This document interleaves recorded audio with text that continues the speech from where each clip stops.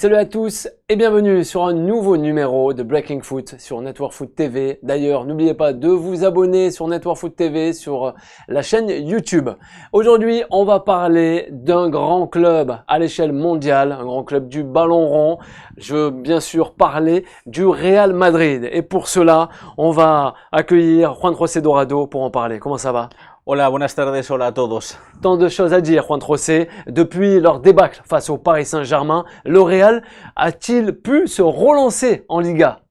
Alors c'est vrai qu'après le match face au PSG, où on a vu un Real absent du match, où il n'y avait pas de jeu collectif, mais surtout où il n'y avait pas ni de vitesse ni d'intensité, on s'attendait à voir un Real Madrid perdu en championnat. Eh ben non, ce n'était pas le cas ces week-ends derniers. Le Real Madrid nous a surpris puisque au départ, Zinedine Zidane, qui n'a peur de rien, a ressorti pratiquement le même 11 qu'à Paris avec un résultat complètement différent. J'ai dit pratiquement le même 11 parce que tout simplement, il y a Sergio Ramos qui est rentré dans l'équipe du Real Madrid pour affronter Séville à Séville. Et voilà que le Real Madrid a été capable de battre Séville 1-0. Mais au-delà de ça, hein, ce n'est pas uniquement parce qu'il l'a battu, c'est que on a retrouvé ce qui a manqué à Paris, de l'intensité, de la vitesse, du pressing, du jeu collectif. Un vrai Real, quoi. Un vrai Real. Et on était tous assez surpris. Mais surtout, on a retrouvé un homme qu'on n'avait pas perdu. Allez, Karim Benzema, qui, encore une fois, a marqué le but de la victoire. Karim Benzema, qui est déjà quand même,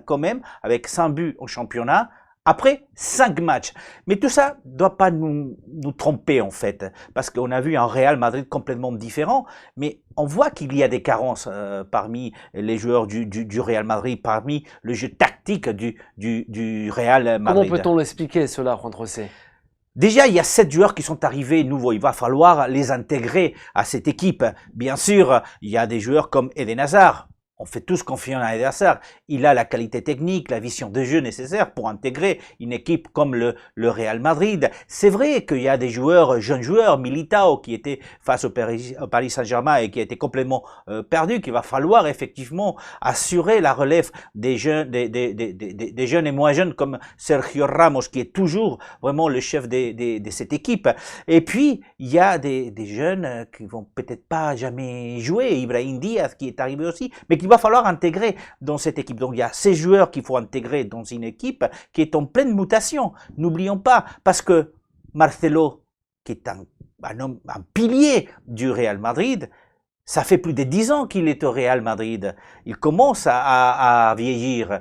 Mais Gareth Bale, qu'on ne voulait pas de lui, il est toujours au Real Madrid. Mais la réalité, c'est qu'on ne voulait pas de lui. James Rodriguez, on ne voulait pas de lui. La réalité, c'est qu'il est là. Ouais. Donc, Zinedine Zidane doit reconstruire une équipe avec des nouveaux joueurs qui vont avoir du mal à s'intégrer, peut-être, avec des joueurs qu'on ne voulait pas, mais qu'il va falloir garder. Et heureusement, James Rodriguez est en train d'être l'homme providentiel aussi de ce Real Madrid. Aujourd'hui, de toute façon, le Real Madrid nous montre qu'effectivement, on peut passer de rien à tout. Il était 7e de la Liga, il se retrouve après un match premier, co-leader avec l'Atlético de Bilbao. Mais ceux qui attendent le Real Madrid dans les prochaines semaines, ça va être compliqué parce que ça va être Osasuna. Bon, a priori, ça va marcher. Ouais. Mais le week-end prochain, c'est l'Atlético de Madrid qu'il va falloir jouer. Et après, là, il va falloir aller jouer la 2e journée des Champions League. Et puis, à la fin du mois d'octobre, c'est là le grand classico avec le Barça où il va falloir montrer qu'on a récupéré effectivement le brio que tout le monde attendait, tout le monde attend du Real Madrid. Le fait est que Zinedine Zidane l'a reconnu aussi cette semaine. Il a un poste qui est assez compliqué. Il sait parfaitement que s'il n'y a pas de résultats, il pourrait voir sa tête tomber. Mais pour l'instant, ce n'est pas le cas. Il continue à se dire qu'effectivement, il construit sa première équipe, ce qui n'était pas le cas les saisons dernières où il avait hérité d'une équipe déjà construite. Zinedine Zidane a toujours la confiance de Florentino Pérez et les joueurs ont toujours confiance en Zinedine Zidane. Ça nous dit que peut-être effectivement, le Real Madrid, après ce qu'il a fait face à Séville, est capable de rebondir et puis prendre le sillon des grands clubs, ou du grand club qu'il a toujours été. Aujourd'hui, il est premier en Liga. Maintenant, la date, c'est le Barça fin octobre. Ouais. Mais surtout, la date importante, c'est le PSG à Madrid. Bien ça, sûr. C'est la date. Le match retour en Ligue des Champions pour cette édition 2019-2020. Grand merci à Juan José Dorado de m'avoir accompagné dans ce nouveau numéro de Breaking Foot sur Network Foot TV, on le rappelle. N'oubliez pas de bien vous abonner sur la chaîne YouTube.